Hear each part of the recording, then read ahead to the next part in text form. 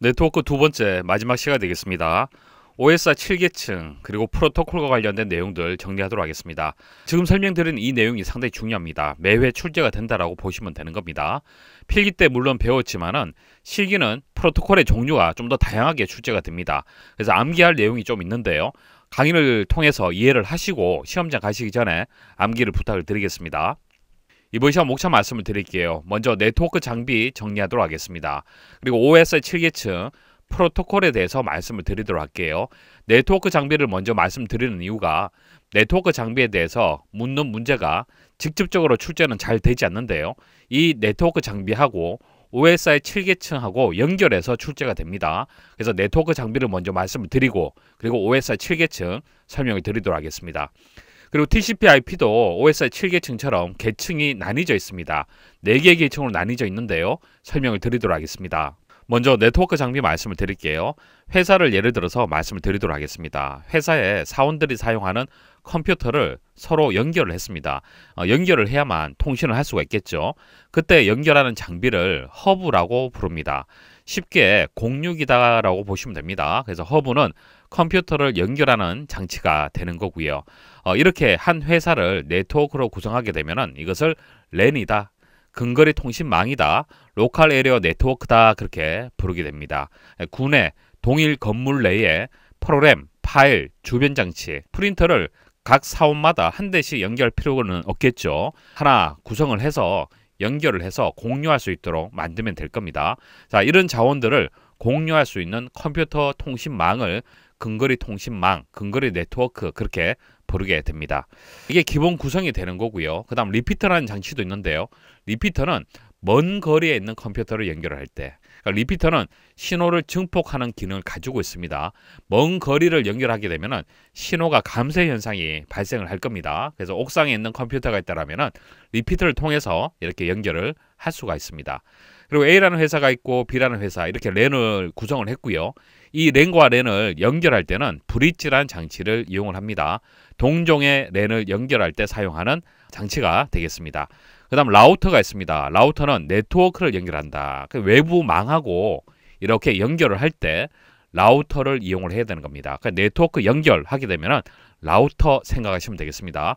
그리고 경로를 설정하는 기능이 포함이 되어 있습니다. 인터넷망에 기사 퍼스트 사이트 서버가 있겠죠. 이 서버를 여러분들 컴퓨터에서 접속하는 방법은 다양할 겁니다. 경로가 이렇게 될 수도 있고요. 이렇게 접속할 수도 있고요. 이렇게 접속할 수도 있을 거예요. 가장 빠른 경로로 접속하는 게 좋겠죠. 그래서 경로를 설정하는 기능을 라우터가 가지고 있습니다. 그리고 게이트웨이라는 게 있는데요. 게이트웨이는 프로토콜이 전혀 다른 네트워크 사이를 결합한다. 보통 라우터에 게이트웨이 기능이 포함이 되어 있는데 나누어서 시험에 출제가 될 수가 있습니다. 그래서 게이트웨이는 출입구가 되는 거고요. 여기에 있는 프로토콜하고 여기 망항에 있는 프로토콜하고 다를 때 출입구 역할하는 그런 역할을 하는 겁니다. 프로토콜이 다르기 때문에 서로 변환하는 기능이 필요하겠죠. 그리고 랜카드는 컴퓨터마다 다 설치가 되어 있습니다. 랜카드가 있기 때문에 회선을 연결할 수가 있는 겁니다. 본격적으로 OSI 7계층 말씀을 드리도록 할게요. 다른 시스템 간의 원활한 통신을 위해 A라는 컴퓨터가 있고 B라는 컴퓨터가 서로 카카오톡으로 해서 데이터를 주고받는다 한번 생각을 해보십시오. 이런 시스템이 서로 다 다르잖아요. 그죠? 회사도 다르고 모델도 다를 겁니다. 그때 통신을 원활하게 하기 위해서는 ISO 국제표준화 기구에서 제안한 7단계 표준화 프로토콜을 이용을 해야 되는 겁니다. 그게 OSI 7계층이 되는 거예요.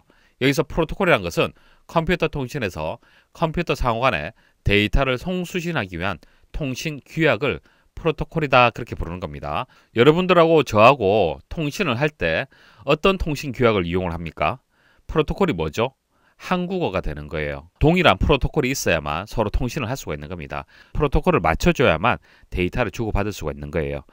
자, 이때 7계층으로 왜 나누는지 이유를 설명을 좀 드리도록 할게요. 일단 컴퓨터 시스템을 예를 들어서 말씀을 드릴게요. 사용자가 있고 컴퓨터 시스템이 있으면은 응용 계층, 프로그램 계층이 있고요. 그 다음 인터페이스, 운영체제 계층이 있고요. 그리고 하드웨어, 물리 계층이 있죠. 이런 식으로 나누어서 관리가 되는 겁니다. 생각을 해보시면은 물건들, 시스템들 그런 것들이 계층이 다 나뉘어져 있을 거예요. 자동차도 마찬가지입니다. 자동차가 단일화로 만들어진 게 아니죠. 부품화, 모듈화로 되어 있습니다. 자동차가 있으면은 바퀴가 있고 문짝이 있죠. 핸들 있고요. 엔진 있고요. 이런 식으로 부품이 나뉘어져 있어요. 이렇게 나뉘어져 있어야만 만일 문에 문제가 있다면 문만 떼어내서 교체를 하면 되는 거잖아요. 만일 이게 하나로 구성이 되어 있다면 일부분에 오류가 있다면 이 전체를 다 바꿔줘야 되는 겁니다. 그런 문제가 있다는 얘기예요. 그래서 모듈화를 하는 겁니다. 컴퓨터도 마찬가지예요. 모든 부품들이 조립식으로 되어 있죠. 그래서 계층화를 하는 이유가 부품화, 모듈화를 했을 때 효율적이기 때문에 그렇게 하는 겁니다. 통신이 효율적이고 독립성을 유지할 수가 있고 각각의 계층 구조가 그리고 상호작용을 최소화를 할 수가 있는 거예요. 응용 계층을 교체를 했을 때 표현 계층에 영향을 준다. 그런 영향은 없다는 얘기입니다. 영향은 최소화하고 서로 독립성은 유지할 수 있도록 최소의 인터페이스만 연결할 수 있도록 그렇게 구성을 하는 겁니다. OSR 7계층 각각의 계층 구조에 대해서 설명을 드릴게요. 뒤에 자세히 설명을 드리도록 하고 현재 슬라이드에서는 개념만 설명을 드리겠습니다. 일단 순서를 기억을 하셔야 됩니다. 하위 3개 계층, 상위 4개 계층으로 구성이 됩니다. 물대내, 전세, 표, 응 순서 기억을 하셔야겠죠. 필기 때 많이 출제가 되었습니다. 일단 물리계층은 물리적인 연결 방식, 케이블을 어떻게 연결할 것이냐 고민하는 계층 구조가 되는 거예요. 그러니까 여기 컴퓨터하고 또 여기 컴퓨터가 있다라면은 둘 다 7계층으로 구성이 되어 있다는 얘기예요. 그러면 제일 하단에 물리계층이 있겠죠, 여기도. 그럼 물리계층하고 물리계층을 연결을 일단 해야만 통신을 할 수 있다는 얘기입니다. 이렇게 연결을 해서 정기적 신호로 해서 10, 11, 01 이런 식으로 비트 형태로 해서 데이터가 전달이 되는 거예요. 그게 물리계층이 되는 겁니다. 그래서 물리계층은 장치들끼리 서로 물리적으로 연결을 하는 겁니다. 그냥 맞춰줘야겠죠. 케이블이 동일해야만 서로 데이터를 주고받을 수가 있을 겁니다. 여러분들이 사용하고 있는 휴대폰도 마찬가지죠. 충전할 때 그때의 프로토콜이 맞아야만 케이블이 연결이 될 겁니다. 자, 이렇게 연결이 되었어요. 그 다음에는 무엇을 고민을 해야겠습니까? 두 컴퓨터 간의 데이터 통신을 고민을 해야겠죠. 오류를 제어하고 흐름을 제어하는 부분이 데이터 링크 계층이 되겠습니다. 두 컴퓨터 간의 데이터 통신에 대한 프로토콜이 되는 거고요. 그 다음 네트워크 계층은 이렇게 2대 연결하고 또 뭐 3대 연결할 수도 있고 여러 대로 연결할 수도 있잖아요. 그죠? 우리가 생각하는 네트워크망을 생각하시면 됩니다. 여러 컴퓨터 간에 통신을 할 때의 그때의 프로토콜이 네트워크 계층이 되는 거예요. 그때는 경로를 선택하는 기술이 필요할 겁니다. 보세요. 2대가 있을 때는 경로를 선택할 수가 없잖아요. 그죠? 무조건 하나는 송신, 하나는 수신 역할을 할 겁니다. 2대의 컴퓨터가 있을 때는 경로 선택이란 개념이 없는데 여러 대의 컴퓨터가 있다라면은 이렇게 전달될 수도 있고 이렇게 전달될 수도 있기 때문에 경로를 선택한다라는 기술이 필요한 겁니다. 그 다음 교환 기술, 교환기가 중간에 있을 수가 있어요. 이렇게 교환기가 있으면은 이 교환기를 통해서 이렇게 전송할 수도 있고 이렇게 전송할 수도 있는 겁니다. 자, 이렇게 네트워크로 연결해서 송수신할 수 있도록 네트워크를 구성을 했고요. 자, 그 다음 전송 계층이 되는 겁니다. 트랜스포터라고 나올 수도 있어요. 전송 계층. 실제 전송을 하기 위한 규정이다. 주소를 설정한다든지 그런 내용들이 전송 계층과 관련이 되고요. 세션 계층은 데이터 교환을 관리하기 위한 규정과 관련된 계층이 되겠습니다. 대화를 제어한다라는 설명이 나오면 세션 계층에 대한 설명이 되겠습니다. 그 다음 표현 계층이 있습니다. 데이터가 있으면 이 데이터를 그대로 전송하는 게 아니죠. 암호화를 한다든지 코드화 한다든지 압축을 한다든지 그렇게 데이터를 표현을 해줘야 될 겁니다. 그 관련된 내용이 표현 계층이 되고요. 그리고 응용 계층은 사용자 프로그램, 이 카카오톡이라는 프로그램이 있어야만 데이터를 주고받을 수가 있겠죠. 이런 프로그램이 응용 계층이 되는 겁니다. 각각의 계층 개념 아시겠죠? 자, 다시 한번 설명을 드릴게요. A라는 컴퓨터에 7계층이 있고 B라는 컴퓨터에 7계층이 있습니다. 자, 2대의 단말기가 통신을 하려면은 일단 응용 계층이 맞아야 되는 거예요. 여기도 카카오톡이 설치가 되어 있어야 되고 여기도 카카오톡이 설치가 되어 있어야만 서로 통신할 수가 있겠죠. 프로토콜이 맞아야 된다는 얘기예요. 안녕하세요라고 데이터를 보낼 수가 있겠죠. 이 데이터를 그대로 보내면은 해킹에 노출이 될 수가 있습니다. 그렇기 때문에 표현 계층에서 암호화를 하고 코드화하고 압축을 하는 거예요. 그 다음 이제 세션 계층에 가서 대화를 제어를 하고요. 그 다음 전송 계층에서 주소를 설정을 해서 전송할 수 있도록 만드는 겁니다. 네트워크 계층에서는 여러 컴퓨터가 통신할 수 있도록 경로를 선택하고 교환 기술이 포함이 되는 거고요. 데이터 링크 계층은 결국은 두 대의 컴퓨터끼리 데이터가 주고받겠죠. 그때에 고민할 프로토콜이 되는 겁니다. 그래서 오류를 제어하고 흐름을 제어하는 부분. 그리고 제일 하단에 왔을 때는 결과적으로 물리 계층에서 데이터가 이진술에서 전달이 되는 그런 구성을 가지고 있습니다. 각각의 계층에 대해서 좀 더 자세히 설명을 드릴게요. 각각의 계층에 필요로 하는 장비 그리고 필요로 하는 프로토콜 설명을 드리겠습니다. 프로토콜이 시험에 출제가 됩니다. 꼭 기억을 하셔야 됩니다. 물리 계층은 전송에 필요한 장치 간의 접속과 단절, 기계적, 전기적 특성에 대한 규칙을 정의한다. 그때 필요한 장비는요, 리피터하고 허브가 필요합니다. 허브는 컴퓨터와 컴퓨터를 연결하는 역할을 하는 것이고요. 리피터는 좀 먼 거리를 감쇄를 좀 줄여서 전송할 수 있도록 하는 장비가 되는 거예요. 이런 장비들이 1계층 장비가 되는 거고요. 프로토콜 살펴보도록 하겠습니다. 오른쪽 그림에 이 케이블이 지금은 많이 사용하지 않는데요. 예전에 프린터 연결할 때 많이 사용을 했습니다. 이 프로토콜이 RS232C예요. 25핀으로 되어 있습니다. EIA라는 미국 전자공업협회에서 규정한 접속 규격이에요. 그리고 V24라는 프로토콜도 있습니다. ITUT에서 규정한 접속 규격이 되겠습니다. 2계층 말씀을 드릴게요. 데이터 링크 계층이 되고요. 두 개의 인접한 시스템들 간에 신뢰성 있고 효율적인 정보 전송을 할 수 있도록 지원하는 계층이 되겠습니다. 흐름 제어, 프레임 동기화, 프레임은 뒤에 설명을 드리도록 할게요. 프레임이라는 설명이 나오면 데이터 링크 계층에 대한 설명이 되는 겁니다. 오류를 제어하고 에러 검출, 정정, 순서 제어하는 그런 역할을 하는 겁니다. 2계층 장비 말씀을 드릴게요. 조금 전 브릿지 말씀을 드렸죠. 그리고 랜카드 말씀을 드렸습니다. 이런 것들이 2계층 장비가 되는 거고요. 브릿지하고 비슷한 역할을 하는 것이 스위치란 게 있어요. 스위치는 고속의 장비입니다. 하드웨어로 구성이 되어 있는 거고요. 브릿지는 저속의 장비입니다. 소프트웨어로 구성이 됩니다. 그래서 이런 차이점이 있어요. 하드웨어로 구성을 하게 되면 아무래도 속도가 빠릅니다. 그래서 두 개의 랜이 데이터 링크 계층에서 서로 결합되어 있는 경우에 이를 연결하는 요소가 되는 거예요. 두 개의 랜을 연결할 때 사용하는 장비다. 그렇게 기억을 하시면 되겠습니다. 2계층 프로토콜 말씀을 드리겠습니다. 첫 번째는 HDLC가 있습니다. L이 뜻하는 것이 링크를 뜻하는 거예요. 그래서 프로토콜 이름 약어 중에서 L이 포함이 되어 있다면 일단 2계층 프로토콜이 아니냐 의심을 좀 하셔야 됩니다. 그래서 이것을 해석을 하게 되면 비트 프레임 동기 방식이라고 해석을 할 수가 있고요. 각 프레임에 비트를 삽입을 해서 전송을 제어하는 프로토콜이 되겠습니다. 그리고 렛비가 있는데 L이 링크예요. 평형 링크 접속 프로토콜이 되고요. LLC가 있습니다. 이때 L이 또 링크를 뜻하는 거예요. 논리적 링크 제어를 의미를 하는 겁니다. IEEE 802.2 표준으로 규정하는 각종 연결 방식에서 공통으로 사용하는 통신 규약이 되겠습니다. 자, 설명을 좀 드리고 있는데 지금은 이런 것들이 2계층 프로토콜에 포함이 되는 거구나. 이런 키워드가 있구나 라는 정도 이해를 하시고 넘어가시면 됩니다. 시험장 가시기 전에 다시 한번 정리를 하셔야 돼요. 그리고 맥이 있습니다. 이것은 랜에서 하나의 통신 회선을 여러 단말 장치들이 원활하게 공유할 수 있도록 하는 방식이에요. 여러분들 회사나 여러분들 학교 그리고 여러분들 댁에 컴퓨터를 이렇게 연결을 하잖아요. 그죠? 이렇게 랜을 구성을 했을 때 그때 원활하게 공유할 수 있도록 하는 프로토콜이 맥이 되는 겁니다. PPP는 포인트 투 포인트 프로토콜이 되는 거예요. 점 대 점 통신 규약.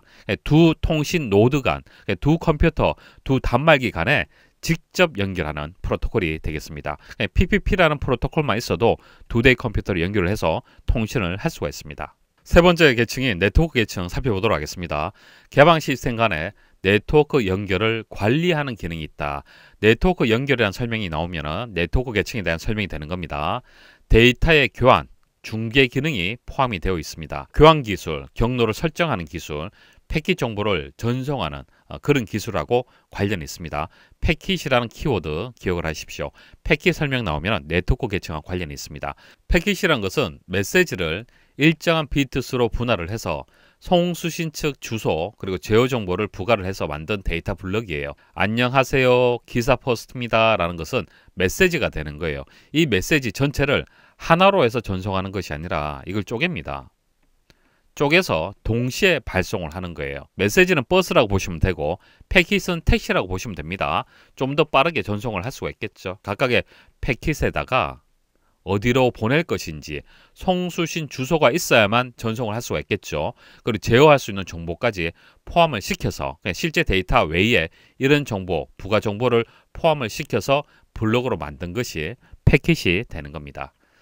상계층 장비는 라우터가 되겠습니다. 라우터는 랜에서 외부 망하고 연결할 때 필요로 하는 장비가 라우터가 되죠. 라우터가 하는 역할이 경로를 설정하는 역할을 하는 겁니다. 내부 망에서 외부 망으로 이렇게 데이터가 전송이 될 때 경로를 선택을 해서 이런 식으로 전송이 돼야 되는 겁니다. 3계층 프로토콜 말씀을 드릴게요. IP가 3계층에 포함이 됩니다. TCP/IP라고 했을 때 이 IP는 네트워크 계층이 포함이 되는 거고요. TCP는 뒤에 다시 말씀을 드릴 겁니다. 전송 계층하고 관련된 프로토콜이 되겠습니다. IP는 패킷 분해 조립을 하고요. 주소를 지정하고요. 경로를 선택하는 기능을 가지고 있습니다. 그런데 단점이 있어요. 안전성이 떨어집니다. 왜냐하면 비연결형의 서비스가 되는 거예요.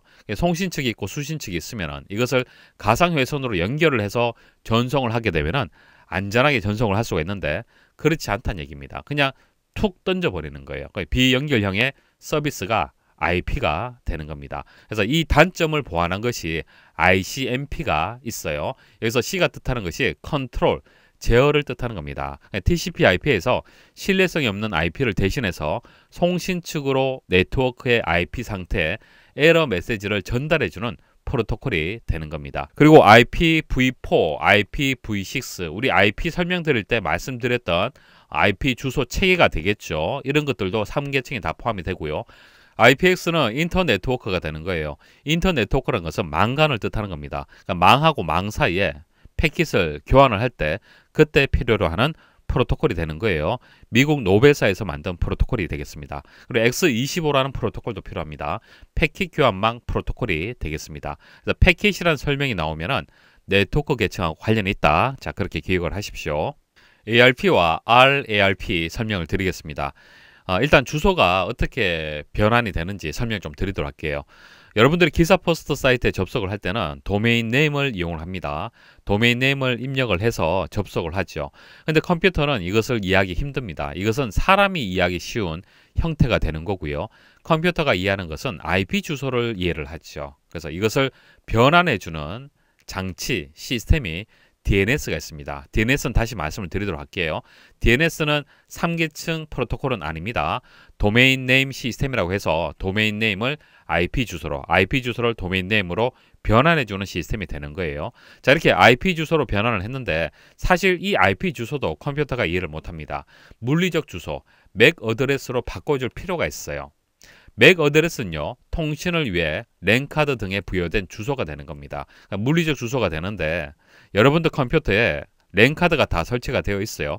랜카드가 있어야만 통신을 할 수가 있는 겁니다. 랜카드가 공장에서 생산이 될 때 고유한 물리적 주소가 부여가 됩니다. 이런 형태로 해서 주소가 부여가 되는데 그게 맥 어드레스가 되는 거예요. 그래서 IP 주소를 맥 어드레스로 변환을 할 때 필요로 하는 프로토콜이 ARP가 되는 거고요. 여기서 RARP는 리버스를 뜻하는 겁니다. 반대로 물리적 주소를 IP 주소로 변환할 때 필요로 하는 프로토콜이 되겠습니다. 같이 기억을 하시면 되겠죠. 그리고 라우팅 프로토콜도 포함이 됩니다. 라우팅이란 것이 경로를 설정한다라는 의미를 가지고 있습니다. 라우팅 방식에 대해 설명을 좀 드리도록 할게요.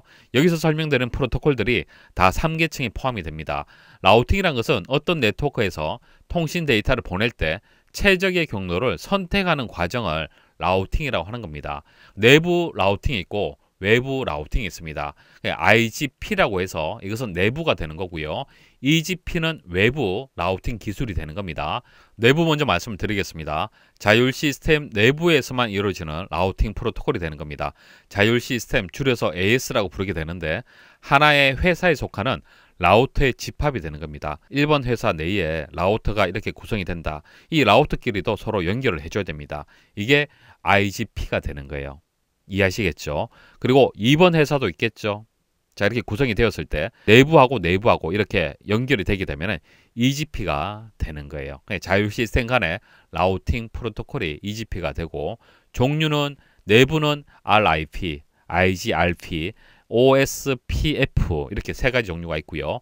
외부 같은 경우에는 BGP가 있습니다. 자, 이런 것들이 시험에 출제가 되는 거예요. 이런 것들이 네트워크 계층과 관련된 프로토콜이 되는 겁니다. RIP 먼저 말씀드릴게요. 경로 선택 정보 프로토콜이 되겠습니다. 거리 벡터 기반의 라우팅 프로토콜이 되는데요. 최단 경로를 찾아서 동쪽으로 결정하는, 동쪽으로 연결하는 그런 방식이 되는 겁니다. 경유하는 라우터의 대수, 자, 대수는 홉수라고 보시면 됩니다. 시험에는 홉수라고 나옵니다. 라우터의 홉수에 따라 최단 경로를 동쪽으로 결정한다. 자, 이게 무슨 뜻이냐면은 이게 라우터가 되고 이게 라우터가 되는 거예요. 그러니까 이 라우터 입장에서 이렇게 연결할 수도 있고 이렇게 연결할 수도 있잖아요. 그죠? 연결을 결정을 하는데 가장 짧은 거리, 최단 경로를 동쪽으로 결정한다는 얘기입니다. 그러니까 이게 짧으면 이쪽으로 데이터를 보낸다는 얘기예요. 최단 경로로 해서 데이터를 보냈을 때 최적의 경로는 아니죠. 최적의 경로란 것은 안전하고 빠른 길을 의미를 하는 겁니다. 그래서 최단 경로가 되기 때문에 속도라든지 지연은 고려하지 않은 그런 방식이 되는 겁니다. 30초 주기로 전체 라우팅 정보를 갱신한다. 라우터 이렇게 설치가 되어 있잖아요. 그죠? 이 라우터에서 다른 라우터로 데이터가 전송이 될 때 어느 정도 시간이 걸리는지, 혹시 문제는 없는지, 이런 정보들이 라우터에 보관이 되어 있습니다. 그런 라우팅 정보를 30초 주기로 해서 전체를 갱신한다, 그런 의미가 되는 거예요.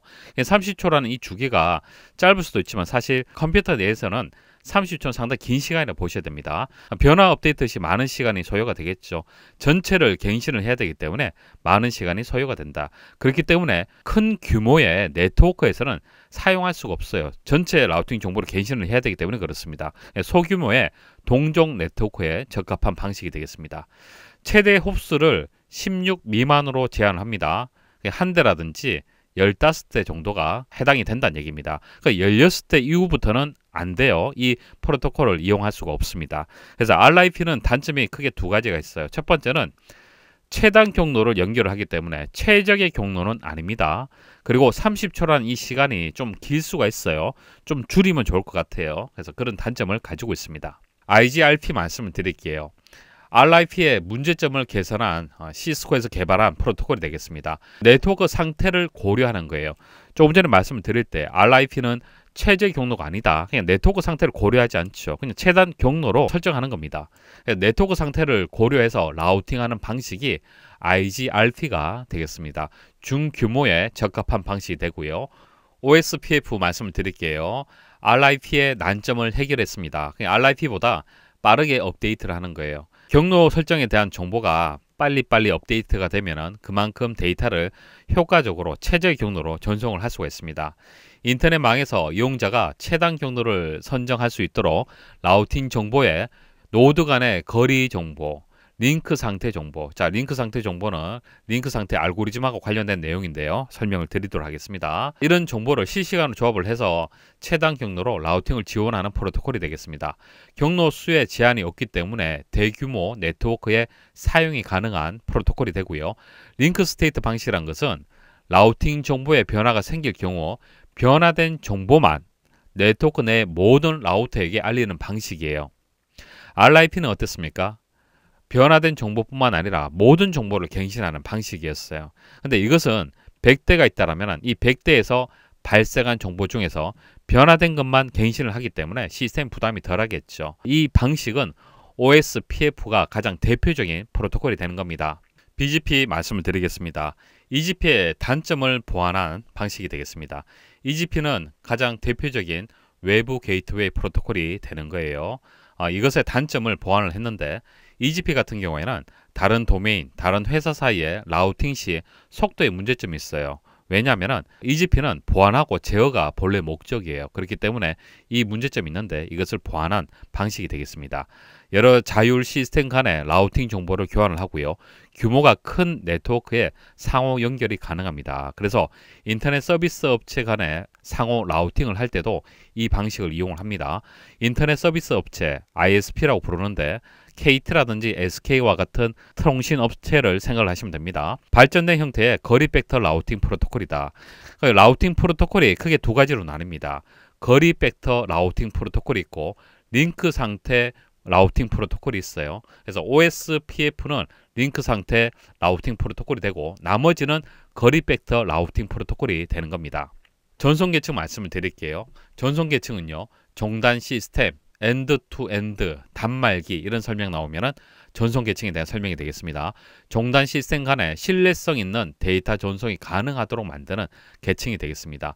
주소를 설정하고 다중화하고, 다중화란 것은 여러 호스트, 여러 컴퓨터, 여러 단말기의 데이터를 하나의 가상 회선에 실어서 전송하는 것을 의미를 하는 거예요.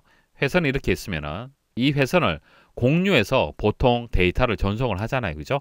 여러분들 댁에서 그렇게 사용을 하고 여러분들 회사, 여러분들 학교에서 다 그렇게 이용을 할 겁니다.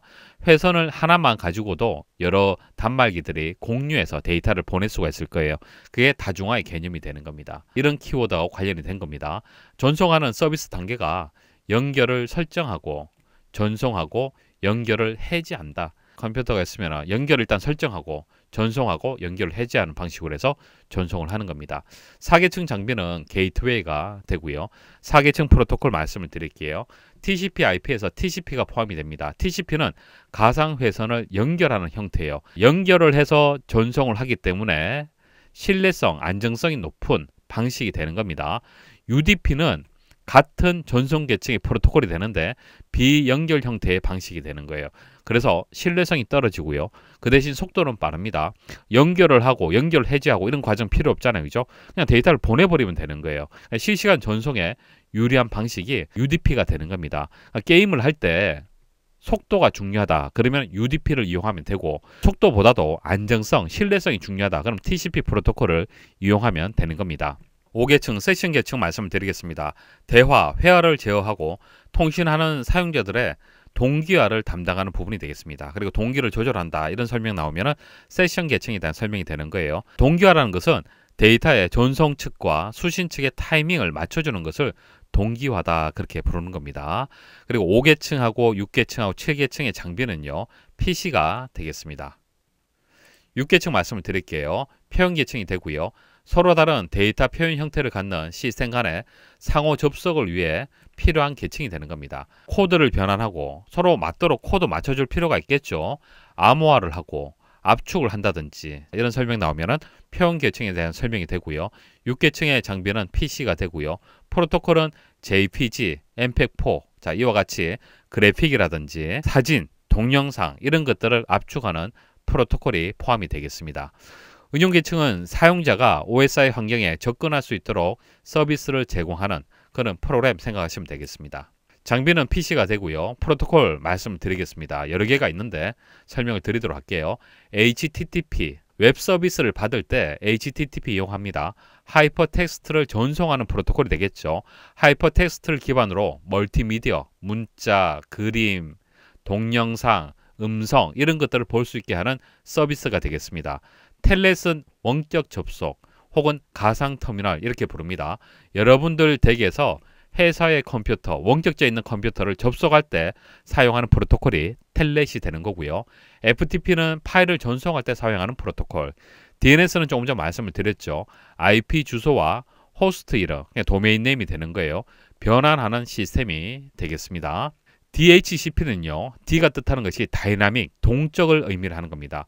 동적 호스트 구성 프로토콜이 되는데 개념 설명을 드릴게요. IP가 무한한 게 아니죠. 유한합니다. IP가 필요한 컴퓨터가 400대가 있어요. 근데 IP는 300개밖에 없어요. 그러면 이 400대에게 IP를 어떻게 부여할까요? 고정되게 주면 안 되겠죠. 1번은 1번 IP, 2번은 2번 IP 이런 식으로 해서 400번까지 다 줄 수는 없잖아요. 고정 IP는 줄 수 없고요. 동쪽 IP는 줄 수 있습니다. 400대의 컴퓨터가 24시간 계속 사용하는 건 아니죠. 사용할 때마다 IP를 부여를 해주는 거예요. 300개를 가지고 주고 가져오고 다시 다른 컴퓨터에 주고 이런 식으로 해서 동쪽으로 구성을 해주는 방식이 DHCP가 되는 거예요. IP 주소 부족 문제를 해결하기 위해 만들어진 프로토콜이다. 사용 가능한 IP 주소 개수보다 더 많은 컴퓨터가 있는 경우에 IP 주소의 임대 시간을 짧게 함으로써 IP 주소를 효율적으로 사용할 수 있다.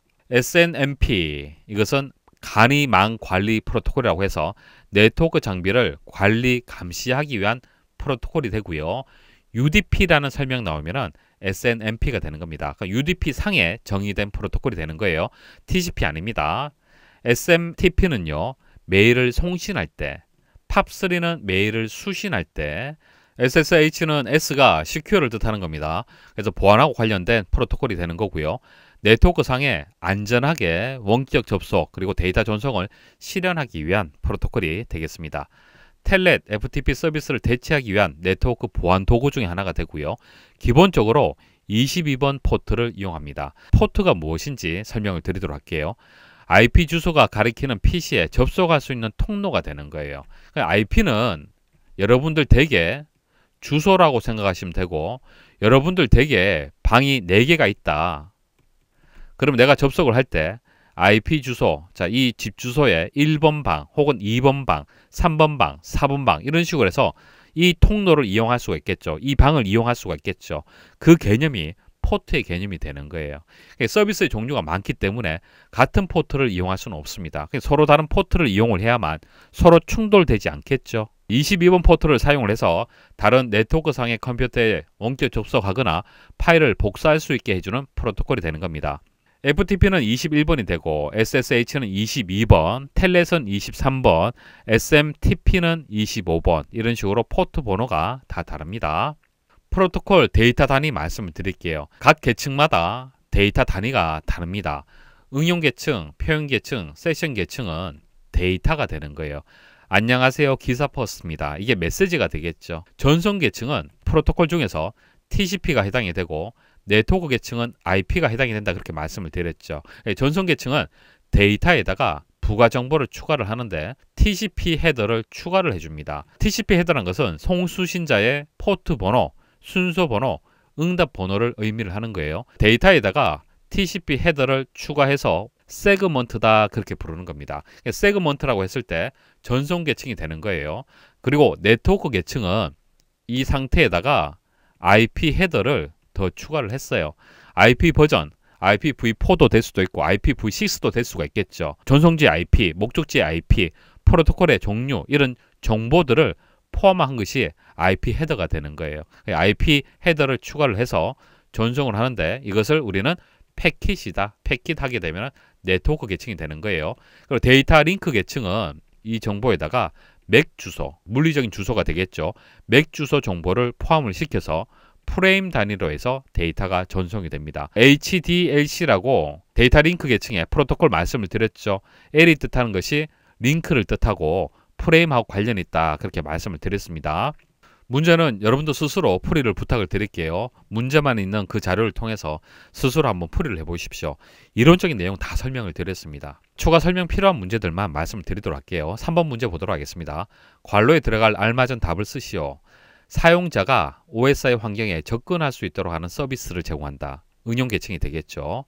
전송에 필요한 장치 간의 접속, 단절, 기계적, 정기적 뭐예요? 물리 계층이 되고요. 키워드만 잘 보시면은 구분이 가능합니다. 개방 시스템 간의 네트워크 연결 뭐예요? 네트워크 계층이 되고, 두 개의 인접 시스템 데이터 링크 계층이 되고, 5번은 데이터 표현 형태라는 설명이 나오죠. 표현 계층이 정답이 되고요. 6번 설명드릴게요. 다음에서 설명하는 OSI 7계층을 쓰시오. 통신하는 사용자들을 동기화를 한다. 동기화라고 설명을 할 때 세션 계층이라고 기억을 하시면 됩니다. 대화, 회화를 제어하고 동기를 조절한다. 이런 키워드 기억을 하시면 됩니다. 나머지는 참고로 보시면 됩니다. 16번 다음에서 설명하는 유틸리티가 무엇인지 쓰시오. 핑이 정답이 되는데요. 핑 기억나십니까? 유닉스 운영체제 말씀을 드릴 때 네트워크 상에 문제가 있는지 없는지 진단하는 방법이다. 명령어다. 그렇게 말씀을 드렸습니다. 그래서 핑이 정답이 되는데 핑이 어떻게 작동이 되는지 말씀을 드릴게요. 만약 기사 퍼스트 사이트가 있다. 기사 퍼스트 사이트가 잘 접속이 안 된다. 그럼 여러분들 클라이언트 입장에서 기사 퍼스트가 살아있는지 확인하는 방법은 데이터를 보내는 거예요. 그것을 요청 패킷이라고 얘기를 하는데 패킷을 보내보는 겁니다. 패킷을 보내서 그 패킷에 대해서 응답이 있으면은 이 서버는 살아있다, 문제가 없다라고 판단할 수가 있는 거고요. 패킷을 보냈는데 응답이 없다라면은 이 서버는 문제가 있는 겁니다. 자, 이런 식으로 네트워크상의 문제를 진단하는 거예요. 그것을 여기서 설명을 하고 있는 겁니다. 호스트로의 연결 가능 여부를 확인하는 유틸리티다. ICMP 에코 요청 패킷을 대상 호스트로 전송하고 난 뒤에 에코 응답을 받으면은 해당 호스트는 연결 가능한 호스트다, 그냥 정상인 상태다, 그렇게 판단이 되는 겁니다. 19번 설명드릴게요.